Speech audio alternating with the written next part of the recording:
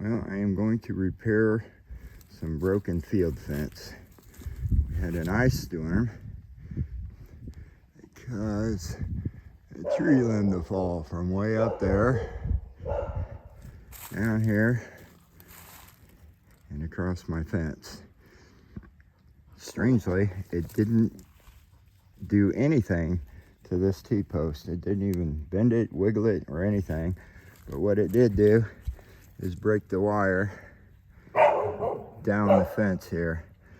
So what I am doing to repair it, as you can see there, is I've got a piece of wire. It's about 12 inches long. I've got two of these Gripple fence splicer things. These are actually the cheaper ones you get on Amazon. It was all that was available quickly. I did have some extra, the actual Gripple brand ones. I would have preferred using the actual Gripple brand ones. These ones, they tend to slip a little bit. I notice you can't get them as tight as you can get the Gripples. But then again, when you get the Gripples too tight, they cut into the wire and break the wire. So, you know, it's kind of a give and take. I don't think it's worth the $3 I saved buying these off the wall brand ones. But like I said, I had them, I bought them to try them out, and I got them in a pinch when nothing else would work, or nothing else would get here in a timely manner. So there they are. They'll work for down here. I'm going to use the Gripples up here on the main, the thicker main wire. So I've already started pulling it tight, and what I'm doing is I just slip one of these on each end of the broken wire like that. I've seen another video where a guy spliced a section of fence in here. I don't see any need to do that. You can see I'm broke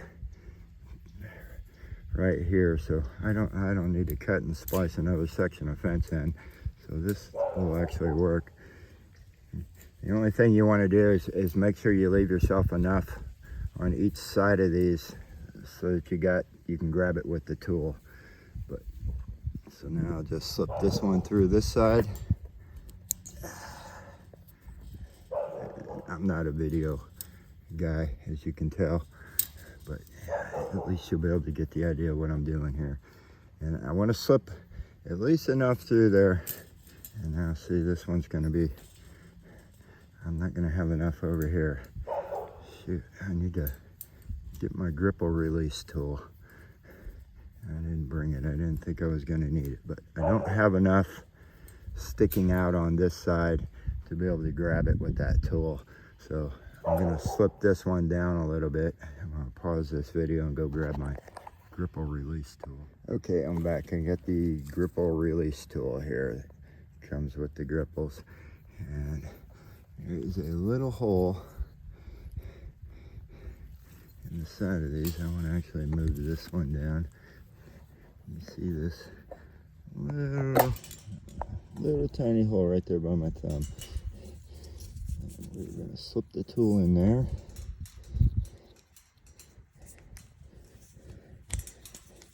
And slide this down a little bit. You have to kind of push in the direction to make these things tighter to get the release tool to work.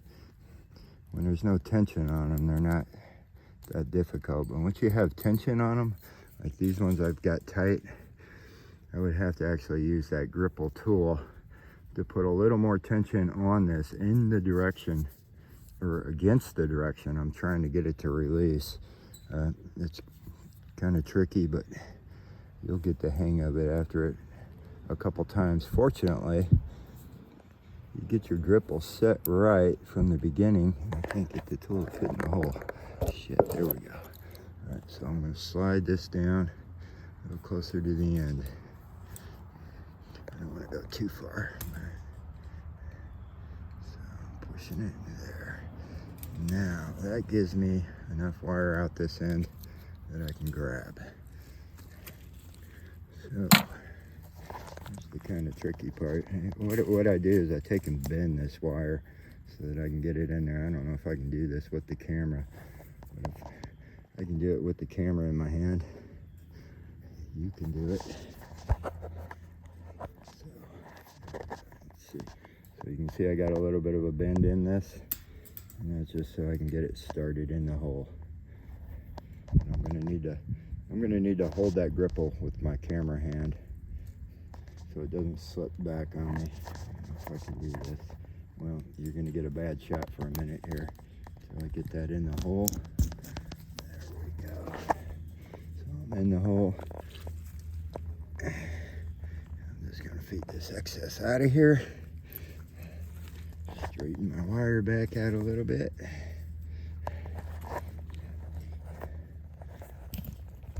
And I'm gonna pause the camera again a second so I can get the gripple tool on here.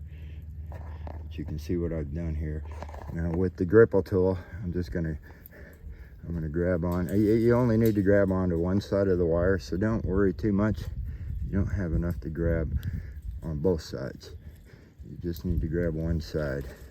So I'm gonna grab this side with the gripple tool, and then I'm gonna pull it tight both ways. So, okay, so now, see I have the gripple tool opened up. It's the handles are open all the way open. That pushes this end up tight. And what I'm gonna do here, I'm trying to watch this through the camera for some reason, but I'm gonna hook this piece under that wire, and then this end of the gripple tool, get it to focus, actually sets in the wire fastener itself. So I'm gonna hook this under the wire. I'm gonna set that in, and I'm going to try to squeeze these two handles together. And as I do that, you can see how that pinches up on the wire. And now I'm gonna pull them tight. And as it pulls, the wire fastener grabs into the wire, and you can see them about the distance that the wire was broke. So now I'm going to open the tool back up to release it. There we go. And then I'm going to move over to this side. And this side's going to be a little bit difficult to see because I have to flip the tool over to grab on this side. Now, I'll do the same thing over here. Put it in. Got my wire. And now I'm squeezing to pull these tight. And what I found is when I'm working down some wire like this, you know, get each section snug. Don't worry about cranking it all the way down. You can see how much I tighten that wire up. I'm past the break point, but just get them snug until you get all of them done. And my wire down here didn't break, so I don't have to do anything there. I got 2 more to go. And I'm gonna get them all snug, and then I'll go through and I'll just work my way down, back and forth, tightening them as I go, and until I get them to where I feel my fence is good and tight. We're pretty good right now, but I'm gonna try to get a little bit more out of them. You can only get so much, and then these things will slip on you. So that's where we're at. It's kind of ugly, but you know, you can see I'm way back here in the woods. Nobody's ever gonna see it but me and the dogs, so who cares? It's effective. It works. It's fairly cheap. I think I got a bag of those gripple things for about $20, and then this extra wire is just wire I had left over, so it's like a 10 gauge wire. So yeah, that's it. You can do this to repair a bad fence section, and then you can see it'll pull it back to tight. I suppose if you got your fence too loose or over tightened it when you installed it, this fence will stretch and relax, they say, with hot and cold weather. So it'll start to sag over time. You could go down and cut your wires and add some of these tensioners to each side and pull your whole fence back to tight. But that's how we're going to repair this. I'll show one more clip once I'm all the way done. All right, and there you have it. I'm all done. Fence is nice and tight again, both sides. And from a distance, you can't even really tell it was ever damaged. It certainly looks a lot better. It works. One thing extra I did is on each side of these, I wrapped the wires, the extra wire around. I did that for a couple of reasons. I mean, I could have just cut it off, but one, this should help keep it from ever slipping inside the gripple. And two, this way I don't have big loose pieces of wire hanging out. We get a lot of deer that walk along this fence. I don't want to have one-eyed deer from getting their eyes poked out from pieces of fence wire sticking out. And then I, in the summertime, have to walk down this fence with the string trimmer and cut the weeds off of it. So if I leave pieces of fence sticking out here, I guarantee I will snag my shirt or rip my arm open on them. But it's tight. I got it secured all the way down.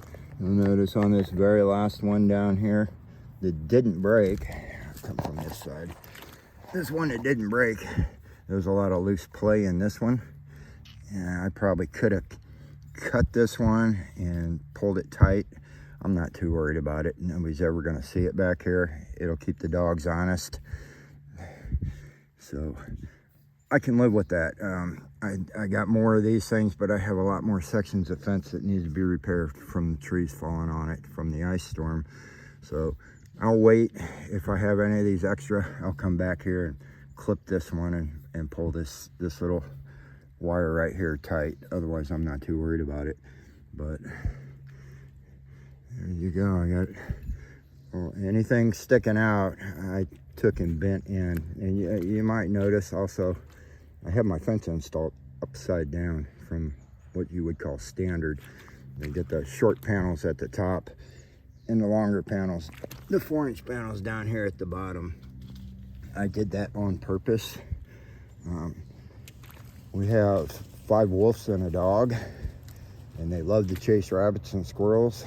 And the problem is they catch the rabbits and squirrels.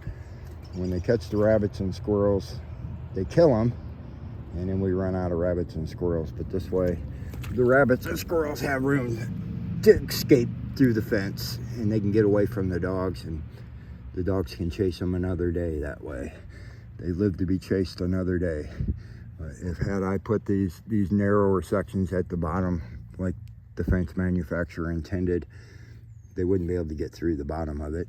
And then they'd be trying to climb over, and I'd have wild animals hung on my fence. So I would have preferred to buy the big panels all the way up, but this fence was on sale like half price. So I couldn't pass that opportunity up. I just flipped it over. One more bonus tip on these wire wrapping tools. It's just a 5-inch post pin that they smash down and punch 3 holes through. But these things come 5 inches long. I cut 2 inches of this off. And what that does is, you'll see here, it gives you room when you're wrapping a fence. Otherwise, you're trying to fight. If you got it full length, you're trying to fight it to get it around the wire. So this helps here, and then it also helps when you're doing the very bottom wire, which is the worst one to wrap, because you can get this around the fence easier when they're shorter. So you get these things, just cut 2 inches off. It doesn't make it any harder to use, it makes it easier. So there's one tip. The other tip I have is, you'll notice a lot of people doing fencing like to use the lineman's pliers or even those special fence pliers. I seen a guy on a YouTube video using channel locks, and I thought, you know, that's really the way to go. And these are channel lock pliers. They got the 90-degree head on them. And what's nice about these is, maybe it's just me, but when I'm wrapping wires around the fence, it seems like I always end up with that little bit sticking out the other side of the fence. And with normal pliers, you can't get to it without going all the way around the fence. But I found with these, and this 90-degree head on these, I can get to that on the back side, on the front side. I can get to it anywhere, no matter where they are or where the wire needs to be. I can position these, and they grab good and they wrap wire great. So these actually work a whole lot better than lineman's pliers. The only downside is there's no cutter on them. You can't cut with them. I don't know if they make a pair that's tight up here at the throat where you could, I guess, use it as a cutter, but not these. So, but these are great for wrapping fence wire. That's the way to go. Beats the lineman's pliers and everything else. So that's it for this section. I got one section fixed.